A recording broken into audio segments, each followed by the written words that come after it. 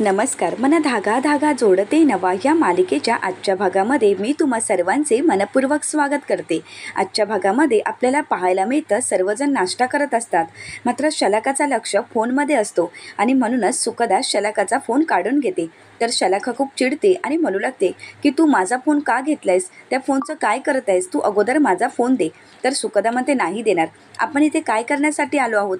तर शलाका म्हणते ब्रेकफास्ट. तर सुखदा म्हणते मग अगोदर ते करून घ्यायचं आणि मगच मोबाईल पाहायचा. तर शलाका म्हणू लागते परंतु तू माझा मोबाईल अगोदर दे. सुखदा म्हणते नाही, काही झालं तरी मी तुझा मोबाईल देणार नाही आणि हा रूल्स फक्त शलाकासाठी नाही आहे. असं म्हणत सुखदा वृंदा काकू आणि आदर्शचा सुद्धा मोबाईल आपल्याजवळ घेते. हे पाहताच वृंदा काकूंना खूप राग येतो. वृंदा काकू म्हणतात काय करतेस तू हे. तर सुखदा वृंदा काकूंना म्हणू लागते की नियम सर्वांसाठी समान. तर वृंदा काकू म्हणतात ए बाई, या घरात पाहुणी म्हणून आली आहेस ना, मग 4 दिवस पाहुण्यांसारखी राहा आणि जा. नियम का सांगतेस तू आणि नियम कोणते करतेस, तेही आमच्याच घरात. तर वृंदा काकूंना सुखदा म्हणू लागते आजी सॉरी आंटी, अहो तुमच्या तब्येतीसाठी चांगला आहे, जेवताना मोबाईल बघायचा नसतो, नॉट गुड. तर त्यानंतर सुखदाला शलाका म्हणू लागते जे होणार ते आमचं होणार आहे ना, मग तू का काळजी करतेस आणि तू का आम्हाला नियम सांगतेस, तू माझा फोन दे. तर सुखदा म्हणते नाही, तुझा फोन तुला मिळणार नाही किंवा कोणाचाच फोन मिळणार नाही आणि जर तुम्हाला मान्य नसेल तर तुम्ही कोर्टात जा आणि केस करा माझ्यावर. तर हे ऐकताच वृंदा काकू म्हणतात काय म्हणालीस. तर सुखदा म्हणते काही नाही, जोक केला, इथे सर्वजण एवढे सिरियसली का घेत असता. तर त्यानंतर वृंदा काकू सुखदाला म्हणू लागतात गंमत चालणार नाही आणि मला तरी गंमत चालत नाही. तर सुखदा म्हणू लागते आता सवय करून घ्यावी लागेल, मी इथे आहे तोपर्यंत तुम्हाला अशा गमतींची सवय करून घ्यावी लागेलच. तर वृंदा काकू म्हणतात कसल्या गमती जमती आणि आमच्यात घरात तुझी एवढी बोलण्याची हिंमतच कशी झाली. तर सुखदा म्हणते हिंमत कशाला हवी यासाठी. तर त्यानंतर आदर्श म्हणतो अगदी बरोबर आहे. तर वृंदा काकू म्हणतात आदर्श ठीक आहे, तुम्हाला जे करायचे ते करा, परंतु मला जेवण नको, नाश्ताही नको. असं म्हणत वृंदा काकू निघून जात असतात. तर आदर्श वृंदा काकूंना म्हणू लागतो की आई तू एवढी सिरियसली का होतेस, अगं ती तर गमतीत बोलते आहे आणि मला तरी छान वाटलं आणि तिचा मुद्दा पटलेलाच आहे. वृंदा काकू म्हणतात मुद्दा मोबाईलचा नाही आहे आदर्श, हिच्या आगाऊपणाचा आहे. काल नाही आली आपल्या घरात आणि आम्हालाच नियम सांगायला लागली. तर शलाका म्हणू लागते की नाहीतर काय, आणि हिचा नियम कोण पाळणार. तर आदर्श म्हणतो मी पाळणार. तर त्यानंतर वृंदा काकू आदर्शला म्हणतात तुझं काय, तुला कुठे महत्त्वाचे फोन असतात, परंतु आम्हाला महत्त्वाचे फोन असतात. आणि सार्थकचं काय रे, सार्थकला तर बिझनेसचे महत्त्वाचे फोन येत असतात आणि त्याला जर हिचा नियम कळला ना तर तो हिला फैलावरच घेणार. तर त्याचवेळी तिथे सार्थक आलेला असतो. वृंदा काकू सार्थकला म्हणू लागतात सार्थक ही बघ काय म्हणते आहे, हिने नवीन नियम चालू केला आहे आणि हिचं ऐकून आपण आता वागायचं झालं तर कसं होईल. तर त्यानंतर सार्थक म्हणतो नक्की काय झालं आहे, तुम्ही कोणीतरी मला मुद्द्याचं सांगाल का. तर शलाका म्हणते अरे नाश्ता करताना कोणीही मोबाईल बघायचा नाही आणि म्हणूनच हिने सर्वांचे मोबाईल काढून घेतले आहे.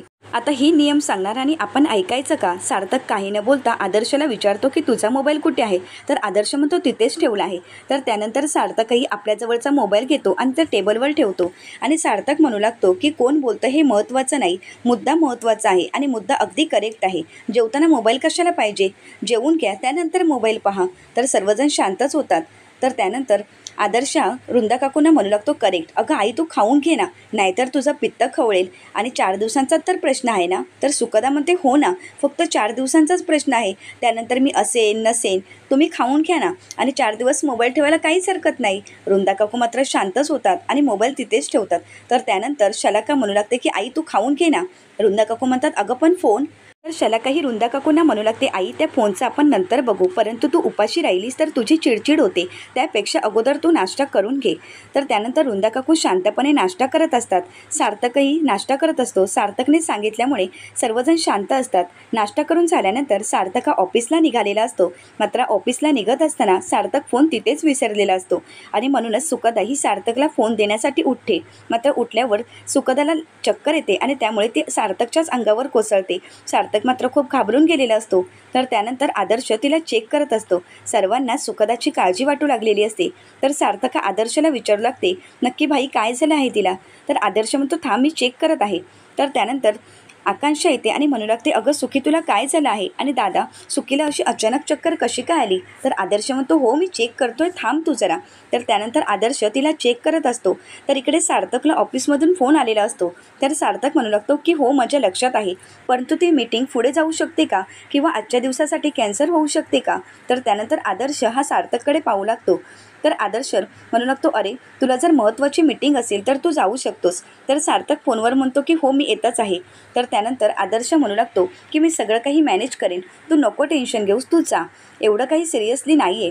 तर सार्थक म्हणू लागतो, परंतु काही सिरियस नाही आहे ना. तर आदर्श म्हणतो, अजून तरी काही कळत नाही आहे, हिला हॉस्पिटलला घेऊन जावे लागेल आणि तिथे जाऊनच तिच्या काही टेस्ट करावे लागतील. तर सार्थक पुन्हा एकदा ऑफिसमध्ये फोन करतो आणि बेनारेंना म्हणू लागतो, बेनारे खरंच जरा इमर्जन्सी आहे, त्यामुळे मी ऑनलाईन मीटिंग अटेंड करत आहे, तुम्ही त्यांना सॉरी म्हणा आणि ऑनलाईन मीटिंग अटेंड करायला सांगा.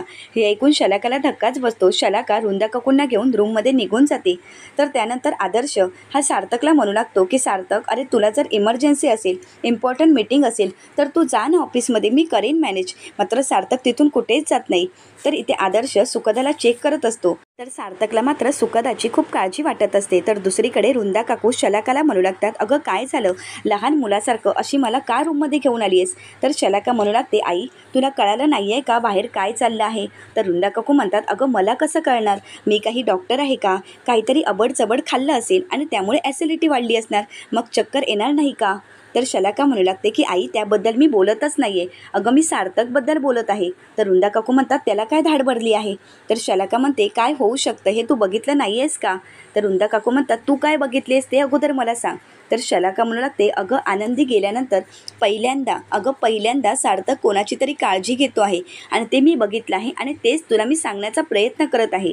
तर वृंदा काकू म्हणतात, हो गं, आता तर हे वेगळंच प्रकरण व्हायला लागलं आहे. तर त्यानंतर शलाका म्हणू लागते, आई अगं जर असंच होत राहिलं तर त्या सुखदाने काहीतरी सार्थकवर जादूटोणा केला तर मात्र काही आपलं खरं नाही, आणि खरंच जर जादूटोणा केला असेल तर त्याचा परिणाम आपल्यावरही होणार आहे.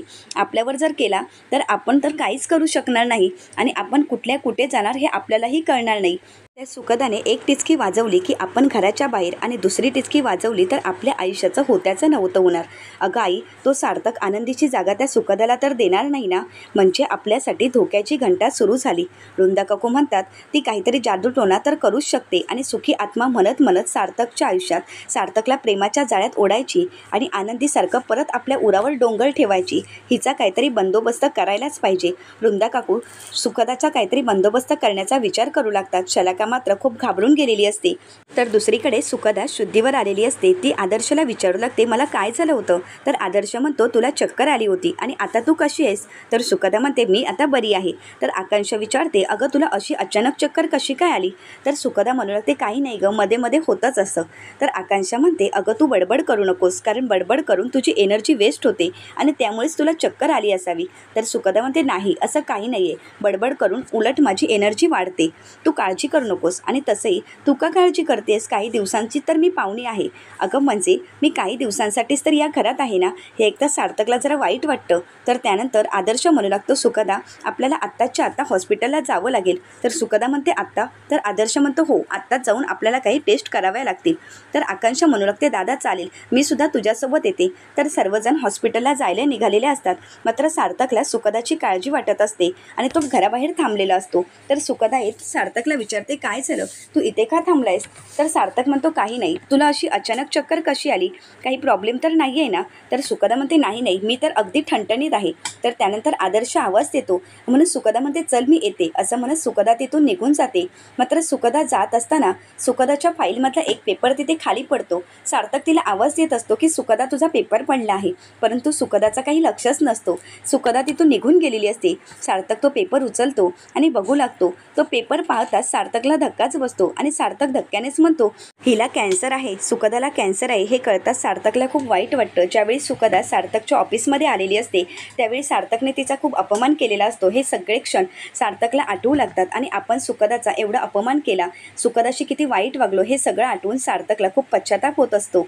तर दुसरीकडे पाहायला मिळतं, वृंदा काकू शलाकाला म्हणू लागतात, शलाका अगं या मुलीमुळेच आनंदीला सार्थक विसरू लागला तर मात्र आपलं काहीच खरं नाही, त्यासाठी आपल्यालाच काहीतरी करावं लागेल. तर शलाका म्हणू लागते, अगं पण सुधा काकू आपल्या बाजूने आहे ना. तर वृंदा काकू म्हणू लागतात, अगं तू विसरली आहेस का, तुझ्या नवऱ्याने म्हणजेच केदारने सुधाच्या नवऱ्याला मारलं आहे आणि तू त्याला मदत केली होतीस आणि त्यामध्ये माझंही नाव आलं आहे. त्यामुळे आपल्यावर सुधाचा राग आहे. तिने आपल्याला आश्रय दिला आहे, तेच आपल्यासाठी खूप आहे. सुधामुळेच आपल्याला या घरामध्ये आश्रय मिळाला आहे, कारण सुधाचं सत्य आपल्याला माहिती आहे. सुधानेच आनंदीची त्या डिवोर्स पेपरवर सही घेतली होती. सुधानेच आनंदीला सार्थकच्या आयुष्यातून दूर जायला सांगितलं. हे सगळं काही तिने लपवून ठेवलं आहे आणि त्याच अटीवर आपल्याला या घरामध्ये आश्रय दिला आहे. परंतु या घरात आनंदीचं महत्त्वच उरलं नाही तर मात्र ब्लॅकमेल करण्याचा काहीच फायदा होणार नाही आणि आपलं अस्तित्व टिकवण्यासाठी आपल्यालाच काहीतरी करावं लागेल. सार्थकच्या मनातून आनंदीची जागा पुसली जाणार नाही यासाठी आपणच काहीतरी करू. तर शलाका म्हणू लागते, परंतु आनंदी आली तर आपल्यालाच प्रॉब्लेम होणार ना. तर रुंदा काकू म्हणतात, अगं सोड गं, 6 वर्ष झाली, आता काही ती येणार नाही, गेली की मेली हेही आपल्याला माहिती नाही. परंतु जोवर ती होती तोवर तिचा काही फायदा झाला नाही. परंतु आता तिची आठवण तर आपण वाचवू शकतो आणि फायदा करून घेऊ शकतो. तिची आठवण ताजी राहणं आपल्यासाठी महत्त्वाचं आहे. तर शलाका म्हणते, त्यासाठी एकच टार्गेट, सुखदाचा प्लॅन कधीही सक्सेस होणार नाही. यासाठी सार्थकच्या मनातून आनंदीचं प्रेम कमी होऊ द्यायचं नाही. बरोबर ना. तर रुंदा काकू म्हणतात, अगदी बरोबर. आणि आपण सारखी आनंदीची आठवण करून द्यायची की आनंदी किती प्रेम करत होती. म्हणजे एवढंच की आनंदीचा उदो उदो करायचा. तर दुसरीकडे आदर्श, सुखदा सर्वजण घरी आलेले असतात आणि त्या टेबलवर सार्थकने रिपोर्ट ठेवलेले असतात. ते सुखदाला मिळतात. ते पाहून सुखदा खूप खुश होते आणि म्हणू लागते, रिपोर्ट इथे आहेत, म्हणजेच हे रिपोर्ट सार्थकच्या हाती लागलेत आणि आपला प्लॅन अगदी सक्सेसफुल झाला. तर सुखदा खूप खुश असते. तर आदर्श म्हणू लागतो, हो आपला प्लॅन सक्सेस झालाच आहे, परंतु हा प्लॅन कुठल्या दिशेने जाईल आणि अंत कसा होऊ शकतो हे आपण सांगू शकत नाही. तर सुखदा म्हणते, तू त्याचं टेन्शन घेऊ नको, हा खडूस लवकरात लवकर स्माईल करेल एवढं मात्र नक्की. तर आदर्श म्हणतो, हो, परंतु एक लक्षात ठेव, तुझा सुखी आत्मा तर सावध राहील, परंतु हे सगळं काही सार्थकला समजलं ना तर आमचे आत्मा मात्र दुःखी होणार. सुखदा म्हणते, असं काही होणार नाही, माझा प्लॅन अगदी परफेक्ट आहे. माझे एवढंच म्हणणं असतं की या जगात कोणी डिप्रेशनमध्ये नसावं, सर्वांच्या चेहऱ्यावर आनंद असावा. तर सुखदाला आकांक्षा म्हणू लागते, तू तर ग्रेटच आहेस. तर आदर्श म्हणतो, ग्रेट माणसं कधी खोटं बोलत नाहीत. तर सुखदा म्हणते, जगातील ग्रेट माणसांनीच सांगितलं आहे की चांगल्या गोष्टींसाठी थोडंसं खोटं बोललं तरी चालेल. आदर्श सुखदाला विचारतो, अशी कोण ग्रेट व्यक्ती आहे. तर सुखदा म्हणते, मी.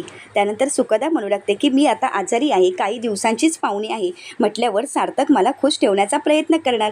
मी सार्थकशी आता पुन्हा एकदा मैत्री करण्याचा प्रयत्न करणार. सार्थक माझ्याशी मैत्री करेल, मग मी त्याला खुश ठेवत त्याला नॉर्मल जगायला शिकवेन. असं म्हणत त्या दोघांनाही ती म्हणू लागते, माझा हा खात्रीशीर उपाय आहे, तुम्ही काळजी करू नका. असं म्हणत सुखदा तिथून निघून जाते. तर आकांक्षा ही आदर्शला म्हणू लागते, दादा ही सुखी आहे ना, ती आपल्या दादाच्या चेहऱ्यावर नक्कीच आनंद घेऊन येणार. असं म्हणत आकांक्षा तिथून निघून जाते. आकांक्षासुद्धा खूप खुश असते. तर आदर्श मनाशीच म्हणू लागतो, सार्थक सॉरी, मी तुझ्याशी खोटं बोललो, परंतु जे चाललंय ते तुझ्यासाठी, तुझ्या चेहऱ्यावर स्माईल यावी यासाठी मी काही करू शकतो, मग तू माझ्यावर रागवलास तरी चालेल.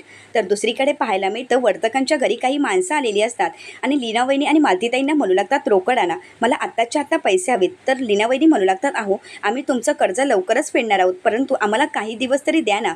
ती माणसं म्हणू लागतात, नाही आत्ताच्या आत्ता आम्हाला रोकड हवी. मात्र ते ऐकायला तयारच नसतात. लीनावहिनी म्हणू लागतात, मी तुमच्या पाया पडते, परंतु आम्हाला थोडा वेळ द्या. ते म्हणतात, नाही आता काही वेळ देऊ शकत नाही, जर तुम्ही पैसे नाही दिलात तर आम्ही इथलं सामान घेऊन जाऊ. तर मालतीताई म्हणतात, तुम्ही असं करू नका प्लीज, आत्ताच तर आमचा व्यवसाय सुरू झाला होता, तर आमचा व्यवसाय सुरू झाल्यानंतर आम्ही तुमचे पैसे देणारच आहोत. अहो जर आमचा व्यवसायच बंद झाला तर आम्ही तुम्हाला पैसे कुठून देणार आहोत. तर ते म्हणतात, अगोदर पण व्यवसाय चालू होता, परंतु तुम्ही आमचं काही कर्ज फेडलंच नाही. तर मालतीताई म्हणतात, अहो हो, तेव्हा आमचे काहीतरी प्रॉब्लेम होते आणि मंदावला होता व्यवसाय, परंतु काळजी करू नका, आम्ही लवकरात लवकर तुमचं कर्ज फेडणार आहोत. ते म्हणतात, नाही आता आमच्याजवळ तेवढा वेळ नाही आहे. तर मालतीताई म्हणतात, परंतु तुम्ही हे सामान घेऊन गेला तर आम्ही ऑर्डर कशी पूर्ण करणार आहोत. आहे तर ऑर्डरचं सामान आहे, प्लीज तुम्ही असं करू नका. हे सगळं काही मनोजने ऐकलेलं असतं. मनोज खूप घाबरून गेलेला असतो. मनोजला वाटत असतं की पोलीस आले आहेत. ती माणसं काही ऐकून घ्यायला तयारच नसतात. ते सर्व सामान घेऊन जात असतात. लीनावहिनी म्हणू लागते की मी तुमच्या पाया पडते, पण प्लीज हे तुम्ही सामान घेऊन जाऊ नका. ते म्हणतात, नाही जोपर्यंत तुम्ही आमचे पैसे देत नाही तोपर्यंत आम्ही तुमचं सामान देणार नाही. तर मनोज घाबरूनच म्हणू लागतो, पोलीस पोलीस पोलीस आले आहेत का, इथे पोलीस आले आहेत का. तर लीनावहिनी त्या माणसांना थांबवण्याचा प्रयत्न करत असते आणि त्यात मनोज दादासुद्धा मोठमोठ्याने ओरडू लागतात. मनोज दादांनाही सावरत असतात आणि त्या माणसांनाही थांबवण्याचा प्रयत्न करत असतात, परंतु ती माणसं काही थांबत नाही. ते सर्व सामान घेऊन गेलेले असतात. त्यामुळे मालतीताई म्हणू लागतात, प्लीज अहो थांबा, दादा ऐकून तरी घ्या. मात्र ती माणसंही काही ऐकून घ्यायला तयार नसतात. मनोज मात्र खूप घाबरून गेलेला असतो. असतो. तर इकडे सुखदा ही बाहेर उभी असते. तर सार्थक हे सुखदाशी बोलण्याचा प्रयत्न करू लागतो आणि सुखदाला विचारतो काय झालं. तर सुखदा विचारते कसं वाटलं. तर सार्थक विचारतो कशाबद्दल विचारतेस. तर सुखदा म्हणते माझं गाणं. तर सार्थक म्हणतो ठीक आहे, एवढं काही खास नाही, परंतु मी तुझ्याशी स्पष्टच बोलतो. सत्य स्वीकारता आलं पाहिजे माणसांना, थोड्या वेळासाठी का होईना, परंतु स्वतःकडे पाठ फिरवणं योग्य नाही. तर सुखदा म्हणते मीही तेच बोलते आहे, कारण स्वतःचा आनंद आपण शोधायला हवा, सतत आनंदी राहायला हवं, हेच सत्य आहे. कधी ना कधी आपल्याला वर जायचंच आहे, मग रडत बसण्यात काय पॉईंट आहे. तर पुढील भागामध्ये पाहायला मिळतं सुखदा ही सार्थकसाठी डबा घेऊन आलेली असते. तर सार्थक म्हणू लागतो एवढं कशासाठी आणि काय करायची गरज होती. तर सुखदा म्हणते एवढं तर पाहिजेच ना, भातासोबत वरण आणि पोळी भाजी हे सगळं पाहिजेच. या सगळ्यांची जशी मैत्री असते तशी आपलीही मैत्री होऊ शकते का, असं म्हणत सुखदाही सार्थक समोर मैत्रीचा हात करते. तर सार्थकला आनंदी सोबतचे क्षण आठवू लागतात की सार्थकही आनंदीला असाच म्हणालेला असतो की आपली ही मैत्री होऊ शकते ना, जशी कांदा बटाटा भाज्यांची असते तशी. तर सार्थकला सर्व क्षण आठवतात. आता सार्थक सुखदासोबत मैत्री करेल का, हे पाहण्यासाठी चॅनलला नक्कीच सबस्क्राईब करा. धन्यवाद.